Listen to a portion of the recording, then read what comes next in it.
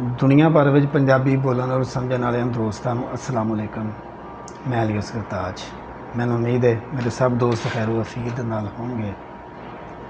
प्यारे दोस्तों, अज की जी गलबात है ये इंडिया के वजीर दफा ने राजनाथ सिंह उन्होंने एक सिंध के बारे बयान दिता है। सिंध बारे जो बयान दिता वो उत्ते गलबात करने तो पहला मैं तुम्हें एक लतीफ़ा सुनाना वा।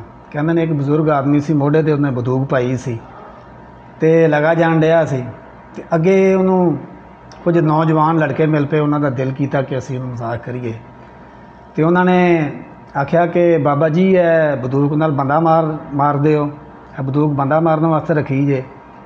बाबा जी नहीं कहते कि यार जिहड़ा बंदा हुंदा ना वो तो गल नाल ही मर जाता है, ये तो कुत्तियां बिल्लियां वास्ते रखी है। ਇਹਦਾ ਜਿਹੜਾ ਇਹ ਜਿਹੜੀ ਗੱਲ ਹੈ ਇਹਦਾ ਤਲਕ ਰਾਜਨਾਥ ਸਿੰਘ ਨਾਲ ਨਹੀਂ ਹੈਗਾ। ਅਗਰ ਤੁਸੀਂ ਜੋੜ ਲਵੋ ਤਾਂ ਤੁਹਾਡੀ ਮਰਜ਼ੀ ਹੈ।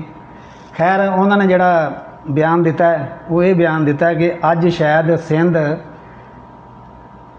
ਸਿੰਧ ਦੀ ਜਿਹੜੀ ਸਰਜ਼ਮੀਨ ਹੈ ਉਹ ਇੰਡੀਆ ਦਾ ਹਿੱਸਾ ਨਹੀਂ ਹੈਗੀ। ਵਿੱਚ ਸ਼ਾਇਦ ਵਾਲੀ ਕਿਹੜੀ ਗੱਲ ਹੈ, ਇਹਦੇ ਵਿੱਚ ਸ਼ੱਕ ਵਾਲੀ ਕਿਹੜੀ ਗੱਲ ਹੈ।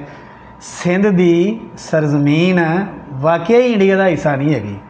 ਇਹ ਪੱਕੀ ਗੱਲ ਹੈ ਕਿ ਜਿਹੜੀ ਸਿੰਧ ਦੀ ਜ਼ਮੀਨ ਹੈ ਉਹ ਪਾਕਿਸਤਾਨ ਦਾ ਹਿੱਸਾ ਹੈ और ये उन्होंने यकीन कर लेना चाहिए। बाज़ दफ़ा वो यहो जी बहकियां गल्लां करते हैं, इंज लगता है कि जिवें उन्होंने कोई शह पीती होंदी है, जो वो पींदे ने वो तुहानूं पता ही है। अच्छा, दूसरा जिहड़ा उन्होंने अपने बयान दे विच जिहड़ी गल कीती उन्होंने कहंदा लेकिन सरहदां बदलियां जा सकदियां ने। हाँ, क्यों नहीं बदलियां जा सकदियां? इस वेले जिहड़ा सारिआं नालों ज़्यादा खतरा है वो तो हिंदुस्तान नूं है सरहदां तब्दील होण दा, क्योंकि असी जिहड़ा ना बजाते खुद मैं ये चीज़ का जिहड़ा ना मेरा ख्याल है कि आने वाले वक्त दे विच इंडिया का पूरा जगराफिया तब्दील हो जाएगा। और जिन्नी क मोदी एंड कंपनी ने नफरत जिहड़ी आ वो पैदा कर दी है ना अपने मुल्क दे विच, ये नफरत आने वाले 100 साल तक नहीं खत्म होनी। इन्हें कि जिहड़े मुख्तलिफ जिहड़े कम्यूनिटियां ने उन्हां दे निक्के निक्के यूनिट बना दिते हैं, जिहड़ा एकता है ना, जिहड़ी एका है ना, वो उन्हां दे मुल्क दे विचों खत्म हो गई है बिल्कुल।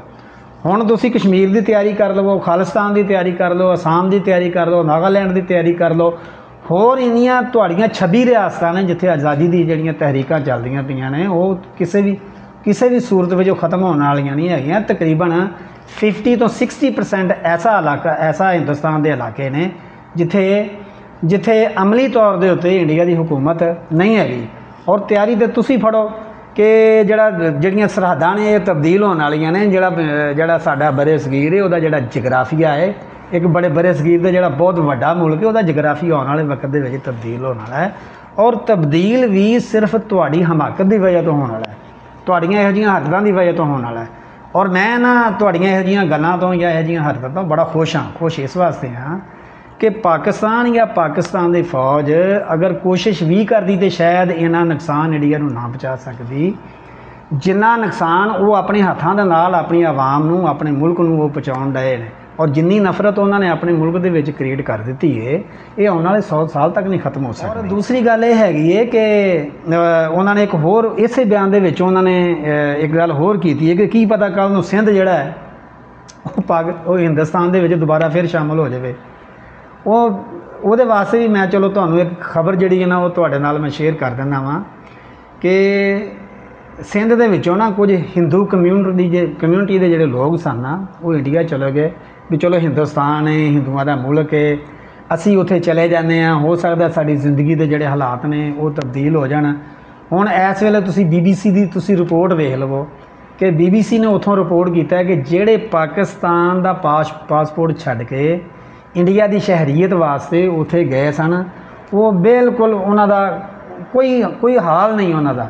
और वो अपने इस अमल के उत्ते पछताण डए ने और दूजिਆਂ ਨੂੰ भी समझाण डए ने भी असी तो एक जिंदगी दे गलती कर बैठे हाँ तो तुसीं ये गलती ना करना। क्योंकि इंडिया के विच जिहड़े लोग इत्थों उत्थे जाते हैं उन्हां दा वो तो आप उन्हां दी तकरीबन जिहड़ी कोई उन्हां दी करोड़ां दे हिसाब नाल जिहड़ी आबादी है वो जिहड़ी है भुखा मरन डई है। कहंदे वो सानूं ने कि इन्हां दे अगर गल विच कमीज़ होवे ते चड्डी नहीं हुंदी, चड्डी होवे ते जिहड़ा वो कमीज़ नहीं हुंदी।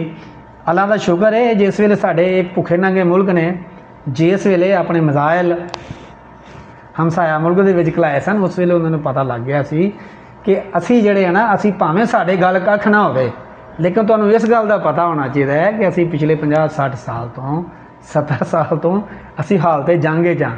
ਅਸੀਂ ਤਾਂ ਨਾ ਹੁਣ ਡਰਨ ਵਾਲੇ ਹਾਂ, ਡਰ ਡਰ ਸਾਡਾ ਨਿਕਲ ਗਿਆ ਹੈ।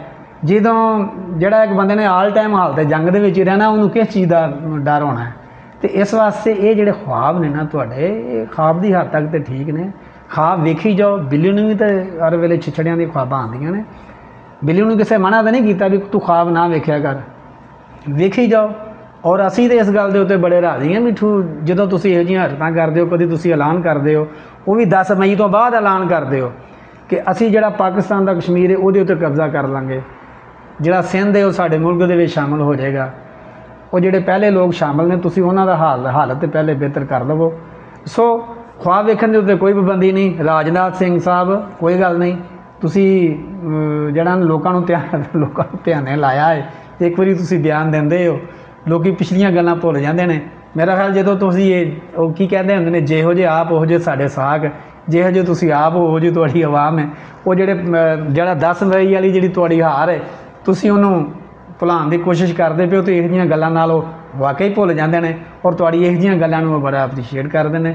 ਸੋ ਅਲੀ ਅਸਗਰ ਤਾਜ ਨੂੰ ਇਜਾਜ਼ਤ ਦਿਓ। ਨਵੇਂ ਵਲੌਗ ਦੇ ਨਾਲ ਫਿਰ ਮੈਂ ਕਿਸੇ ਵਕਤ ਤੁਹਾਡੀ ਖਿਦਮਤ 'ਚ ਹਾਜ਼ਰ ਹੋਵਾਂਗਾ। ਅਸਲਾਮ ਵਾਲੇਕੁਮ। ਪਾਕਿਸਤਾਨ ਜ਼ਿੰਦਾਬਾਦ।